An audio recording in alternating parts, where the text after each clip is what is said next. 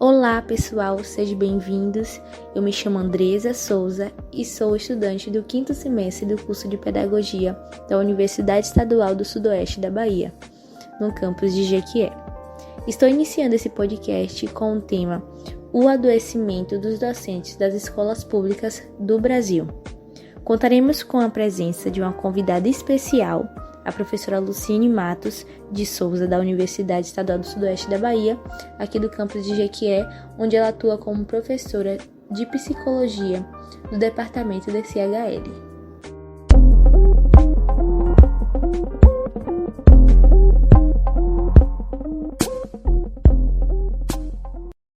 Bom dia para a Luciene, tudo bem? Primeiramente, eu gostaria de agradecer a senhora por ter aceitado o meu convite de estar aqui participando comigo desse podcast. Para mim é uma honra ter a senhora como entrevistada neste projeto. E gostaria de pedir também para a senhora, já se apresentar, falar um pouco da sua formação e da sua área de atuação, tanto aqui no campus, como em outras áreas que a senhora também atua. Pode ficar à vontade. Bom dia a todos, bom dia Andressa, obrigada pelo convite. Então, sou professora Luciene, eu faço parte aqui da Universidade Estadual do Sudeste da Bahia, especificamente no Departamento de Ciências Humanas e Letras da CHL. Eu sou pedagoga, atuo na licenciatura e também em alguns cursos da área de saúde, com a disciplina Psicologia da Educação. Trabalho além de ser docente, sou terapeuta, Minha formação é pedagogia, com mestrado em educação, sou psicanalista, especialista em educação infantil e também tenho formação em análise bioenergética. Então, eu sou terapeuta também bioenergética. E é isso, vamos lá. Durante muito tempo, o trabalho humano ele foi pensado como parte de um conjunto de aspectos significativos da vida das pessoas, sendo como manter um certo distanciamento entre trabalho e saúde mental, como se o primeiro não pudesse dizer nada, sobre o segundo, como se determinados aspectos de trabalho não pudessem provocar um adoecimento mental. E eu gostaria de saber, para a senhora, como deve ser a relação entre trabalho e saúde mental? O trabalho, ele adoece? Então, culturalmente, a gente foi formado, infelizmente, para o trabalho, A gente sempre se preocupou com essa questão de ter que trabalhar, Trabalhar é como se fosse realmente uma tarefa para a sobrevivência. Então, a gente, na maioria das vezes, a gente não trabalha para viver, a gente vive para trabalhar, Porque não trabalhar é coisa de preguiçoso, O ócio parece que não deve existir, porque, imagina, ficar deitado numa rede, não pode.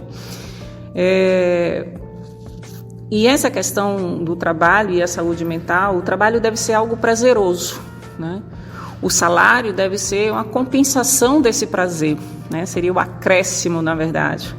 Só que a gente sabe que não funciona assim, A gente é cobrado, a gente é exigido, às vezes, muito além do que temos condições, às vezes, em função dos nossos salários, das condições de trabalho. Nós precisamos, às vezes, trabalhar mais cargas horárias por conta de aumento do salário, Tem a questão das condições de trabalho, tudo isso literalmente interfere no bem-estar do profissional, Acredito que não é o trabalho que adoece em si. A questão é como escolhemos o que queremos fazer. Na maioria das vezes, nós não escolhemos por aquilo que dá mais prazer. A gente escolhe em função daquilo que é mais fácil de encontrar um trabalho, aquilo que é mais fácil que tem um salário melhor, que você consegue dar conta de forma mais onde você possa ter mais tempo para, muitas vezes, fazer outras coisas. Então, isso, na verdade, adoece. Então, o trabalho em si não adoece. Por exemplo, eu tenho muito prazer de estar em sala de aula.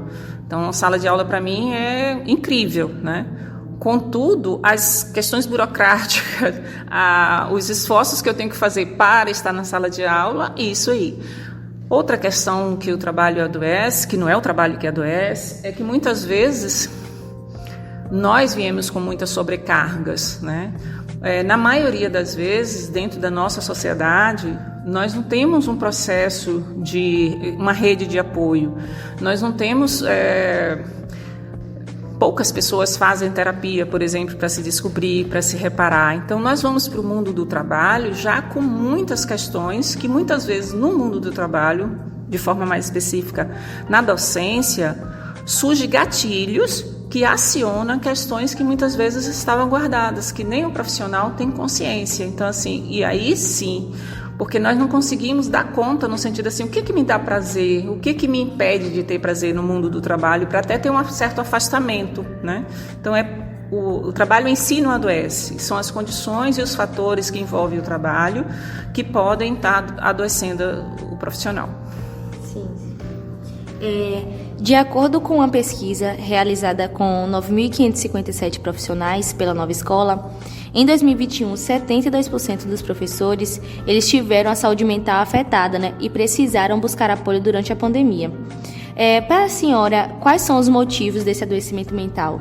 Então, o professor, a gente está falando mais especificamente do professor, tá? Porque eu falei que o trabalho não adoece, tem trabalho que adoece, efetivamente, tá? Pessoas que trabalham em minas, né? Pessoas que trabalham em situações bem insalubres, né? Claro que o trabalho adoece efetivamente. Contudo, falando na questão da docência, né? A pandemia, ela literalmente foi gatilho para muitos processos, né? Ninguém imaginava que iríamos passar por uma situação como nós passamos e ainda estamos passando, né? Então, a pandemia veio mexer com a sensação do medo, com encarar de frente a questão da morte e da vida ao mesmo tempo, né? A pandemia trouxe a questão do isolamento, né? Muitas pessoas têm dificuldade de isolamento, de ficar só, né? Então, a pandemia mexeu com ficar ocioso, de não trabalhar, ou trabalhar em home office, que também afetou muito. Então, assim, o grande caos da pandemia, né, no sentido, um dos grandes caos da pandemia, foi ser esse gatilho acionador de todas as questões que estavam literalmente guardadinhas lá no inconsciente de cada um, né? Então, ela veio e mexeu, tipo assim, eu poderia ter medo de ficar só, mas nunca estava só, então tá tudo bem, eu estava sempre em sala de aula, eu estava sempre convivendo com pessoas. A partir do momento que eu tive que ficar sozinha, que ficar em home office e ficar em contato direto com as pessoas o tempo todo e dando conta de demandas, como a situação de doença, como a situação de economia e de vários outros fatores, então aí a questão do adoecimento mental veio à tona, né? Então, tanto é que hoje tem uma procura incrível de atendimento psicológico, exatamente porque tem muita gente com angústia, muita gente medrosa ainda, muita gente com ansiedade, né? E essas questões todas têm levado, muitas vezes, inclusive, à depressão de forma mais efetiva e muitas pessoas com medo de retornar ao trabalho, né? Ou com tensões efetivas por conta do retorno presencial. Na sua opinião, Pro, a jornada de trabalho excessiva pode causar danos na saúde mental dos professores? Sim, isso é efetivo, né? Porque assim, a jornada de trabalho, eu conheço colegas, pessoas da educação básica, que trabalham 60 horas. Você imagina o que é trabalhar 60 horas com crianças de primeiro ao quinto ano, né? Crianças ou pré-escola ou educação séries iniciais.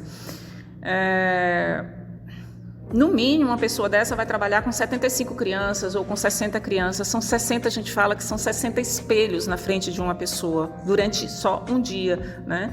Então, todas aquelas demandas daquelas crianças aciona questões desse professor, né? Então, além de acionar esse psicológico, aciona um cansaço físico e mental que esse professor tem que lidar.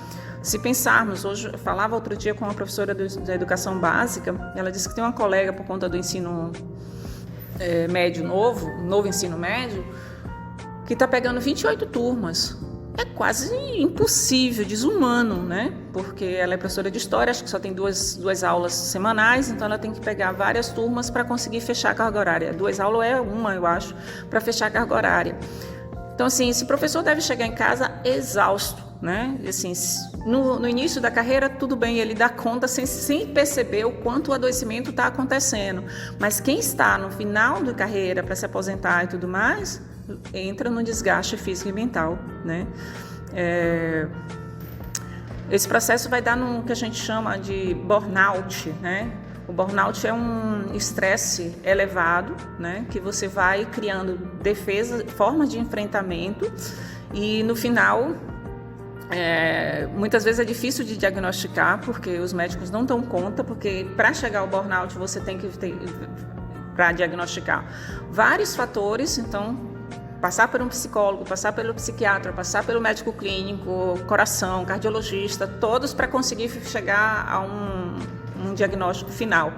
E isso, muitas vezes, o profissional fica como se ele fosse desinteressado, só chega atrasado, só chega reclamando. Isso tudo são formas, na verdade, que ele encontra para driblar um pouco aquela sensação de desprazer, de dificuldade de acordar cedo, dificuldade de interação. São vários fatores que interferem. Então, a sobrecarga do trabalho dentro da educação é realmente um fator de saúde mental.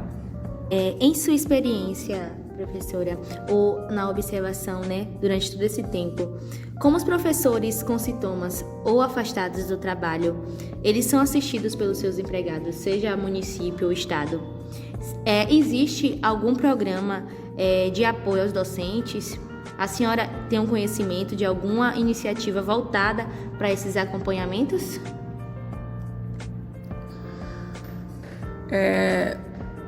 Eu não conheço um pouco, aliás, eu conheço um pouco aqui do município de Jequié, há gestões anteriores que foi criado um centro, inclusive pela secretária de Ação Social, professora Lélia, um centro integrado de atendimento, de cuidado do profissional de educação, né?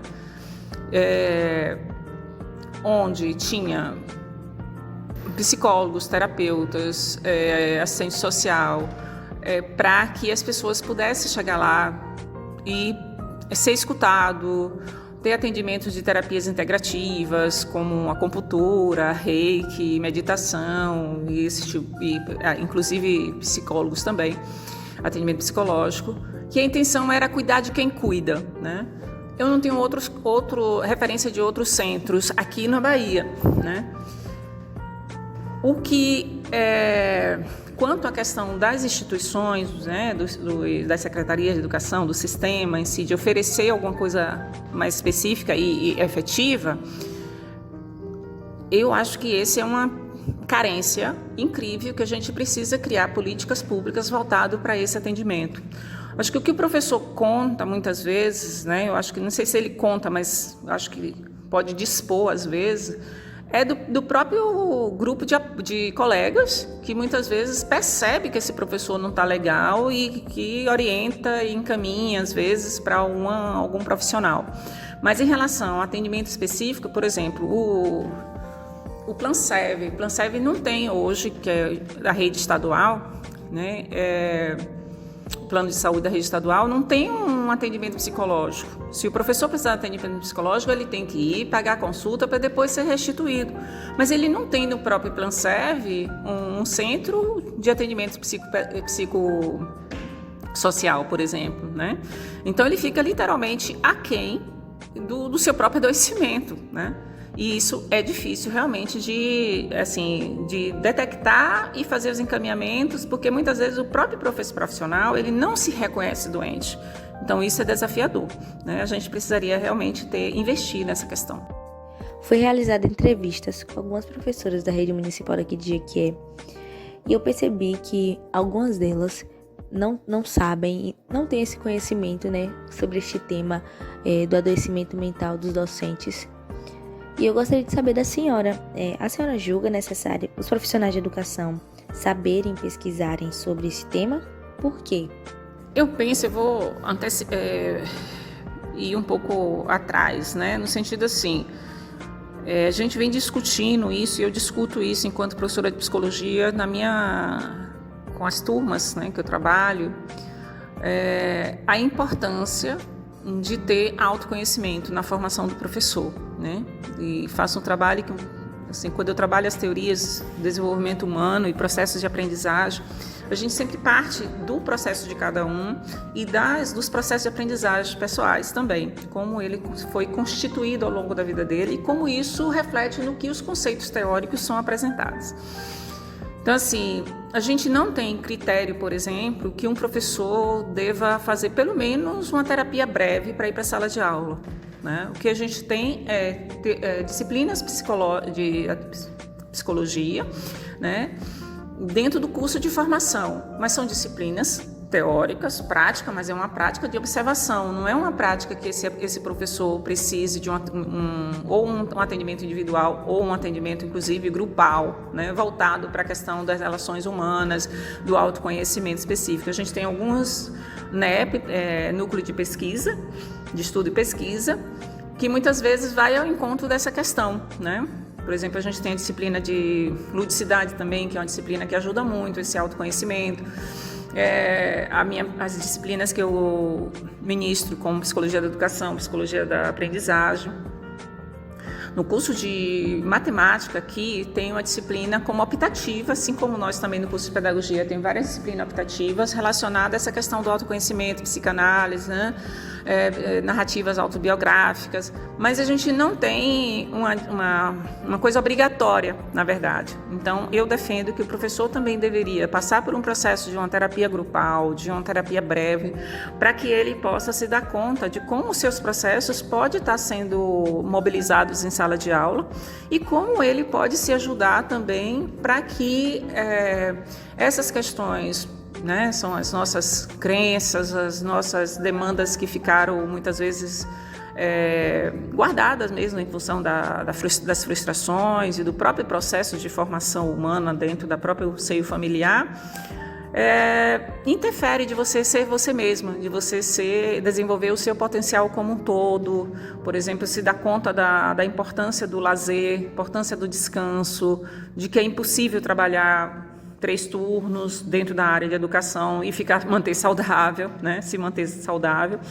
Então, eu acho que jogar isso para os professores como responsabilidade deles pesquisarem sobre isso, eu não diria isso. Eu não julgo que isso seja a melhor forma.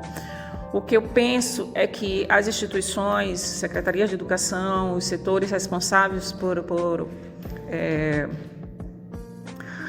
contratar, né, profissionais da área, seja da educação como da saúde também, mas aqui estamos falando da educação, deve oferecer condições, deve oferecer uma política que realmente esse professor, a cada 2 meses, que ele possa ter um acompanhamento, que ele possa ser escutado, que um psicólogo possa ir dentro da escola fazer palestra, falando sobre essa questão do desenvolvimento humano, tanto dos alunos quanto dos professores, funcionários também, né? Então, assim, eu acho que a responsabilidade é do sistema, né, que contrata, que deve oportunizar isso, porque senão a gente acaba responsabilizando esse professor de mais uma tarefa que não é ele que tem que dar conta. Ele deve ter condições de trabalho melhores. Bom, e para encerrar, né, Pro, eu gostaria de saber se, na sua opinião, o que precisa ser feito para diminuir esses índices que estão altíssimos de professores com adoecimento mental? Eu acho que eu penso que o que deve ser feito, né? O professor tem algumas condições de trabalho, assim, de leis, né, que muitas vezes não é atendido, né? Então, o professor tem direito a o professor tem direito a ter licença-prêmio a cada 5 anos, o professor tem direito a ter formação, né, em serviço, e essa formação em serviço deveria estar voltada para essa questão do autoconhecimento, e essa formação em serviço também deveria ter progressão de carreira, né, porque todas essas questões vai estar ajudando esse professor a se sentir reconhecido, valorizado, né? E, por exemplo, tem professores que têm direito à licença-prêmio e não conseguem tirar, que são a cada 5 anos de trabalho, por conta das condições de trabalho, de estar em sala de aula, lidando com seres humanos, né, processos humanos, ele tem o direito de descansar 3 meses, né? Então, muitas vezes esse professor não consegue. Muitas vezes você tem professores que, inclusive, já fez pedagogia, fez mestrado, e ele continua sem a mudança de plano, de nível, né? Isso também interfere.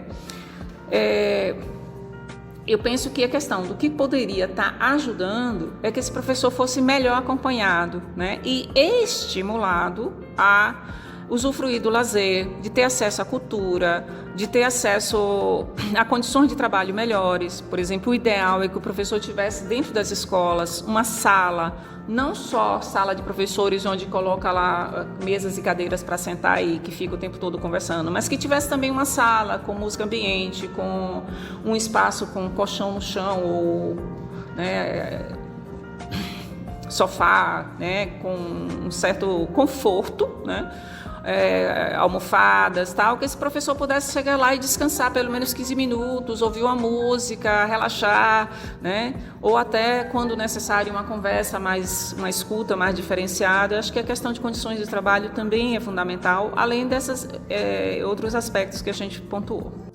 Bom, estou encerrando esse podcast, né? Mas antes quero agradecer novamente à professora Luciene Matas por ter aceitado meu convite de estar aqui comigo nesse podcast com um tema muito importante, né? Principalmente nos dias atuais.